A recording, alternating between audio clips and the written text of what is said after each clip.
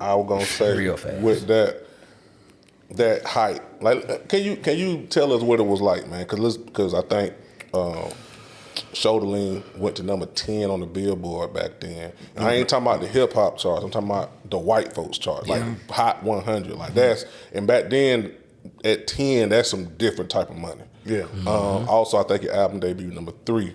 Number 3, like on the hip hop, it was number 1. Yeah, you feel me? You said it was 10 on that. All right, so when I tell you that after it went platinum twice, right, I was like, all right, this different. Yeah. You feel what I'm saying? Then besides that, I saw like 1.5 in ringtones. Mm-hmm. I think he won.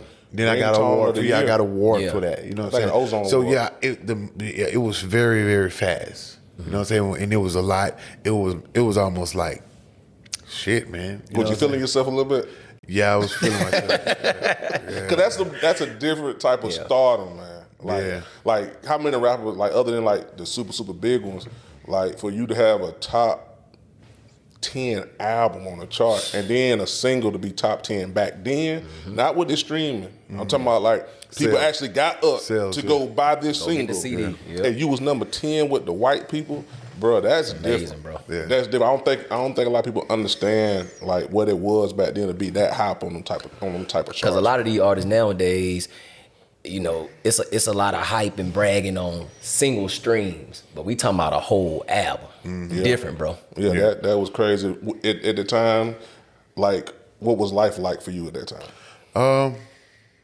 You ain't moved to LA or nothing, did you? Nah, I didn't. That was the thing. I actually wanted to be in the hood. You know what I'm saying? I was seeing some bank rolls, bro. Like, man, it was lovely.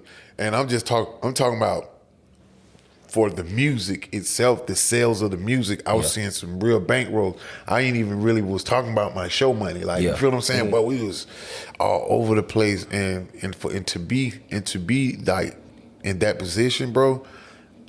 It was mind blowing. I know what I'm saying. Like, you know what I'm saying? Like, it was Magic City, $20,000 nights, shit, fucking Aston Martins, fucking goddamn whatever kind of car you can think of, drop top Cadillacs, man. The Hellcat killer motherfucker kind. You feel me? Was you the first nigga in the city with some 30s?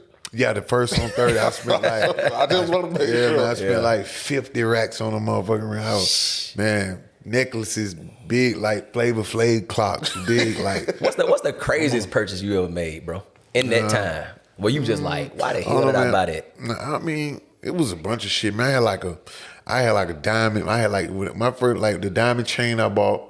I think that motherfucker was like 180. It was just no charm or nothing. Then the Drotron, that motherfucker was like about almost 200. That shit had so many diamonds in the head, man. That shit was stupid. I was just going crazy. Frank Mullin and you feel me, man. We was doing some serious. Fezzy was my man's. You feel what I'm saying? Like you feel me? Like we was going crazy. Like Tilt was telling me, he was like, bro, you can't keep. You know, he was like, you got this crazy ass truck, man. You got like everybody gonna know that's you, shorty. Yeah. I was like, I don't give. He like, man, you made me tell me that motherfucker roll going shit like a goddamn chariot. You know what I'm saying? You put that in the video too, then? What video was that? I put it in Jim Jones. We Fly High Ballin', but I had not turned the rose gold yet. Okay. The boy Pac-Man, I see Pac-Man like, oh, I'm finna go get that same motherfucker. So when Pac-Man said that, I was like, this rich ass nigga got the money to do it, so I'm finna change it. So, I mean, change the motherfucker roll gold. I was like, oh, you ain't gonna be able to do this.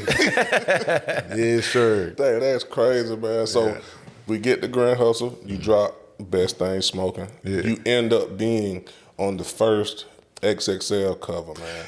Freshman cover. Yeah. With you, I think Boosie, Plies, Gorilla Zoe, Lupe Fiasco. Saigon.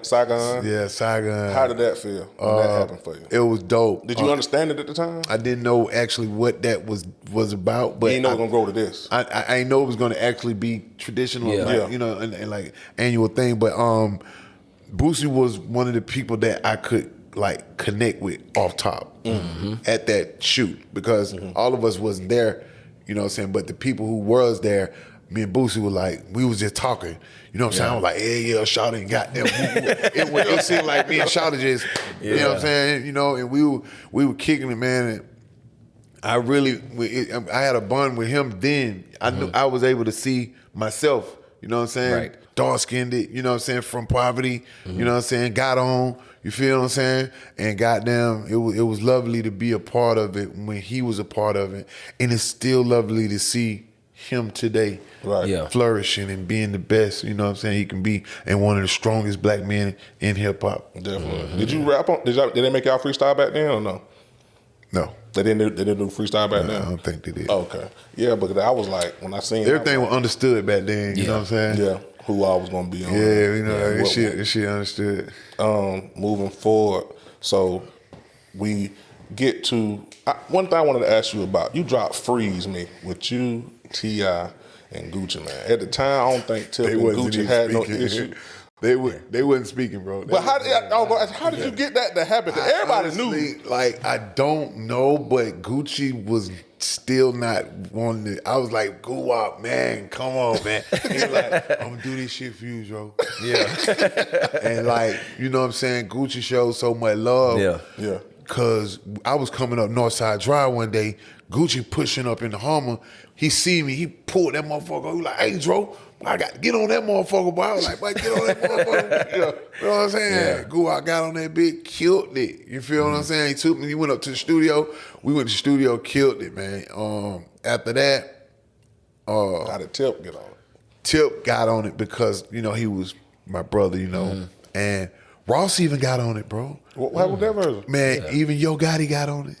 Why that version? Ain't no, but because the way it was set up, you know what I'm saying? I don't know what they was doing. Like, you know, I was high running around and, you know, I was just putting hits out, you know. You know, but actually, Gotti did his verse first before everybody. You know, and I was upset about that because I wanted to hear Gotti on there. And, you know, I guess they politicked it to the point where they put Ross, Gucci, well, Gucci, Tip, and me first.